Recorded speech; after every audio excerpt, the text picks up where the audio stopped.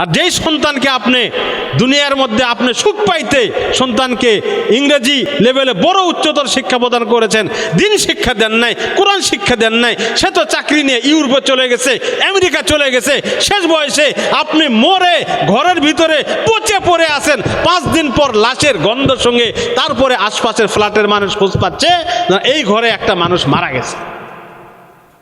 এগুলো দেখার পরেও যদি আমরা কোরআনকে ভালোবাসতে না পারি, বাচ্চাকে কোরআনওয়ালা বানাতে না পারি, আফসোস, বড় আফসোস। প্রতিনিয়ত এমন ঘটছে, প্রতিনিয়ত ঘটছে এমন। বাবা মারা গেছে, বাচ্চারা সন্তানের লাশ রেখে 24 ঘন্টা, 48 ঘন্টা, 72 ঘন্টা পর্যন্ত বাপের লাশ রেখে সম্পদের ভাগ্নে মারামারি করতেছে। কোন কোরআনওয়ালা সন্তানের ক্ষেত্রে এই ইতিহাস পাবেন না।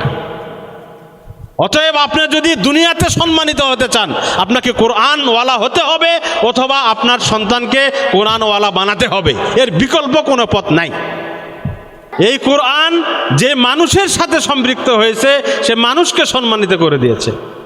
এই কোরআন যে রাতের সাথে সম্পৃক্ত হয়েছে সে রাতকে সম্মানিত করে দিয়েছে। এই কোরআন যে মাসের সাথে সম্পৃক্ত হয়েছে সে মাসকে সম্মানিত করে দিয়েছে।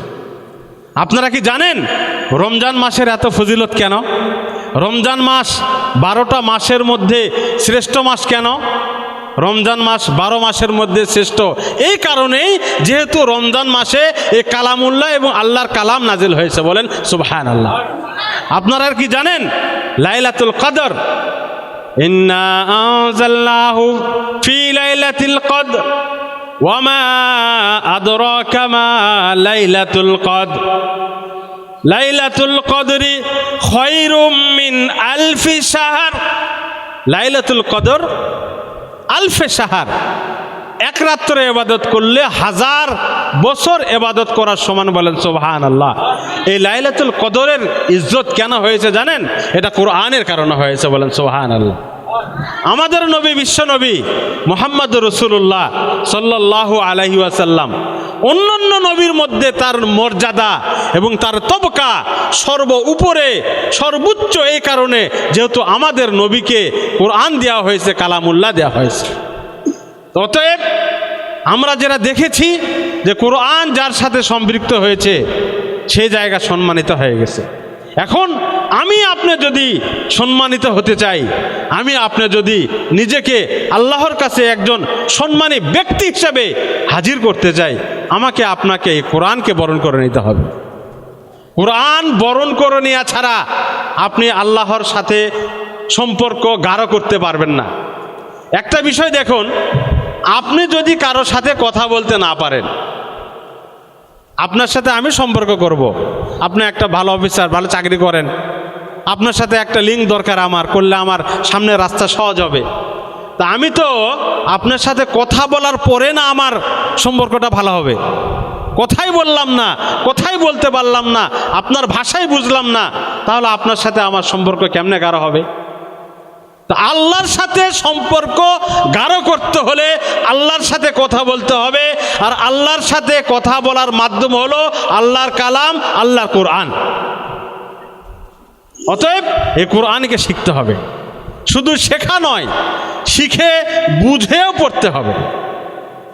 আপনার যদি না বুঝেন তারপরেও পড়েন, প্রত্যেক হরফে আপনি 10 নেকি পাবেন। সুবহানাল্লাহ।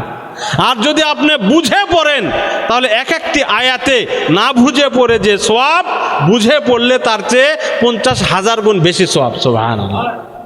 এই যে ওলামায়ে কেরামের যে তবকা, ওলামায়ে কেরামের মর্যাদা, এটা কিন্তু আল্লাহ পাক আখিরাতে দুনিয়াতে এমনিতে দেয় না। এখানে যে মৌলানা আছে, এই মৌলানা এ দুনিয়ার কোনো দলের নেতাও না, এই দুনিয়ার কোনো বিত্তশালীও না, এ দুনিয়ার কোনো মাস্তানও না, কিছুই না। তারপরেও রাস্তায় বের হলে 10 জন বিত্তশালী মানুষ, 10 জন সন্ত্রাস, 10 জন পাওয়ারফুল মানুষ তাকে দেখে সালাম দেয়। কেন দেয়? তাকে ভালোবাসে। কেন ভালোবাসে? এটা কোরআনের কারণে। কোরআনের কারণে। আপনি নিজের ভিতরে কোরআন ফিট করবেন, বাস আল্লাহ আপনাকে সম্মানিত করবে। আফসোস করতেছেন আপনি কোরআন কোনো মতো পড়তে শিখেছেন, এই আফসোস দূর করেন আপনার সন্তানের মাধ্যম দিয়ে। আপনার সন্তানকে কোরআন শেখান, আপনি আখিরাতেও সম্মানিত হবেন, দুনিয়াতেও সম্মানিত হবেন। দুনিয়ার প্রলোভনে পড়ে আমরা বাচ্চাদেরকে কোরআন শিক্ষা থেকে দূরে সরে রাখি, যে কোরআন শিক্ষা করে এই দুনিয়ায় কি করে খাবে নাউজুবিল্লাহ, অথচ হুজুররা খাওয়ার অভাবে কোনোদিন ভোগে না। এটা শয়তানের ধোঁকা, শয়তানের ধোঁকা। আপনি এই কোরআন থেকে বাচ্চাকে দূরে রাখছেন দুনিয়ার লোভে। আল্লাহ পাক আপনার কাছ থেকে আপনার শান্তি, আপনার প্রশান্তি সব কিছু দূর করে দিবে। আপনার বয়স হয়ে গেছে, বয়স হয়ে যাবে, সামাজিকভাবে সবসময় কোরআনওয়ালারা সেরা তালিকার মধ্যে আছে। বলেন সুবহানাল্লাহ। সেরা তালিকার মধ্যে আছে কোরআনওয়ালারা, কোরআনের ওসিলায়। সামাজিক সেবায় দেখেন, পিতামাতার সেবায় দেখেন, ভাই বেরাদারের সম্পর্কে স্থাপনা দেখেন, যেগুলো আমরা জীবনের একটা মুহূর্তে খুব প্রয়োজন মনে করি, সেই সময়ে কোরআনওয়ালা সন্তানটাই তার বাবা মার খেদমত করে, বাবা মার সাথে থাকে। আর যেই সন্তানকে আপনি দুনিয়ার মধ্যে আপনি সুখ পাইতে সন্তানকে ইংরেজি লেভেলে বড় উচ্চতর শিক্ষা প্রদান করেছেন, দিন শিক্ষা দেন নাই, কোরআন শিক্ষা দেন নাই, সে তো চাকরি নিয়ে ইউরোপে চলে গেছে, আমেরিকা চলে গেছে। শেষ বয়সে আপনি মরে ঘরের ভিতরে পচে পড়ে আছেন, 5 দিন পর লাশের গন্ধ সঙ্গে তারপরে আশপাশের ফ্ল্যাটের মানুষ খোঁজ পাচ্ছে এই ঘরে একটা মানুষ মারা গেছে। এগুলো দেখার পরেও যদি আমরা কোরআনকে ভালোবাসতে না পারি, বাচ্চাকে কোরআনওয়ালা বানাতে না পারি, আফসোস, বড় আফসোস। প্রতিনিয়ত এমন ঘটছে, প্রতিনিয়ত ঘটছে এমন। বাবা মারা গেছে, বাচ্চারা সন্তানের লাশ রেখে 24 ঘন্টা, 48 ঘন্টা, 72 ঘন্টা পর্যন্ত বাপের লাশ রেখে সম্পদের ভাগ্নে মারামারি করতেছে। কোন কোরআনওয়ালা সন্তানের ক্ষেত্রে এই ইতিহাস পাবেন না। অতএব আপনি যদি দুনিয়াতে সম্মানিত হতে চান, আপনাকে কোরআনওয়ালা হতে হবে, অথবা আপনার সন্তানকে কোরআনওয়ালা বানাতে হবে। এর বিকল্প কোনো পথ নাই।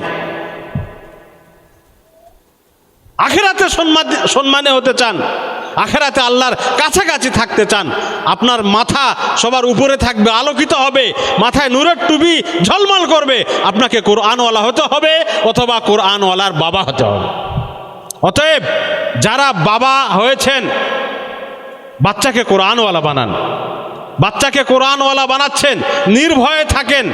আশেপাশের মানুষদের কথায় কখনোই প্ররোচিত হবেন না, ধোকায় পড়বেন না। অনেকে অনেক কিছু বুঝাবে, অফিসে যাবেন আপনার কলিগরা বুঝাবে, বাচ্চাকে কোরআন পড়াও। আরে কি করে খাবে এরা, কি করে খাবে এরা, এগুলা বলতেছে। আর আপনার ধোকায় পড়ে আপনার বাচ্চাকে হেফজ পড়া অবস্থায় টেনে নিয়ে আপনি নিয়ে দিলেন অন্য জায়গায়। পাবেন, এই ফলাফল পাবেন, হায়াতে থাকলে আমরাও দেখব। একজন হাফেজে কোরআন, কোরআনের বদৌলতে দেখেন না সরকারিভাবে তাকে মূল্যায়িত করা হয়েছে। সারা বিশ্বের মধ্যে নাম করে এসছে একটা হাফেজে কোরআন, হাফেজ তাকরিম। সে সম্মানিত হয়েছে কেন? এই ছোট একটা বাচ্চা কোরআনের কারণে। তার বাড়ি একটা টিনের কোনো মতো ভাঙ্গাচুরা বাড়ি, সেখানে ক্যামেরা ভিড় জমছে কেন? সেখানে হাফেজ তাকরিমের ওই বাড়িতে কোরআনওয়ালার বাড়ি, এই জন্য এই বাড়ি সম্মানিত হয়েছে। হাফেজ তাকরিমের বাবা দেশের বিশিষ্ট কোনো আলেম নন, দেশের নাম খ্যাত কোনো ওয়াইজ নন, কিন্তু তার পেছনে ক্যামেরা ঘুরছে একটু সাক্ষাৎকার নেওয়ার জন্য। কেন?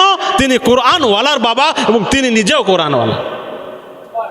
আর্থিকভাবে বলেন, সম্মানের দিকে বলেন, কোরআনওয়ালারা কোনো দিকেই ঠকে নাই, আলহামদুলিল্লাহ। কেন ঠকবে? এটা তো আল্লাহর কোরআন। কারণ আল্লাহর কোরআন যার কাছে থাকবে, যে আল্লাহ রিজিকের মালিক সে আল্লাহ রিজিক খাওয়াবে, যে আল্লাহ ইজ্জতের মালিক সে আল্লাহ ইজ্জত দিবে, যে আল্লাহ শান্তির মালিক সে আল্লাহ শান্তি প্রদান করবে।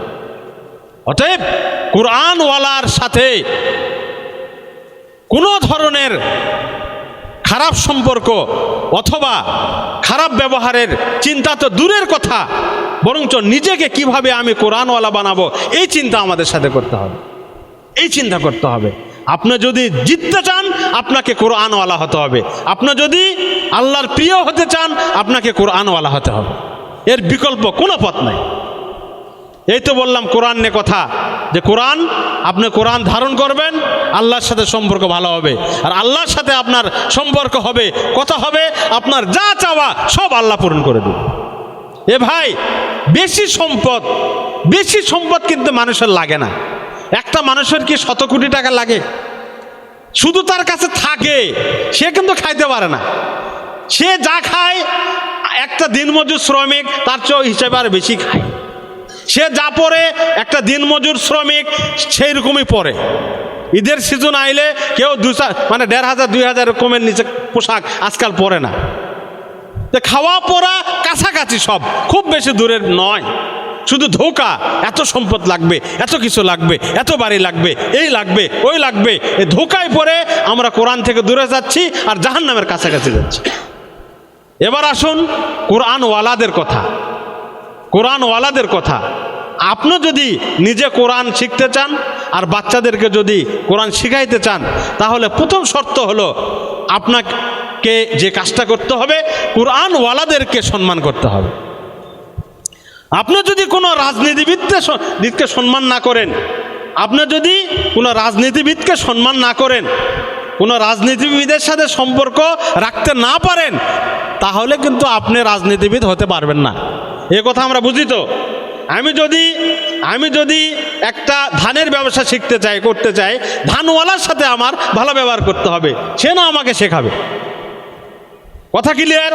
অতএব আপনি যদি বাচ্চাকে কোরআনওয়ালা বানাইতে চান, নিজে কোরআনওয়ালা হইতে চান, তাহলে কোরআনওয়ালাদেরকে ভালোবাসবেন, নিঃস্বার্থভাবে ভালোবাসবেন, নিঃস্বার্থ ভালোবাসবেন। দেখলে সালাম দিবেন, কখনো তাদের গীবত শেখাত করবেন না, মোহাব্বত করবেন, ভালোবাসবেন।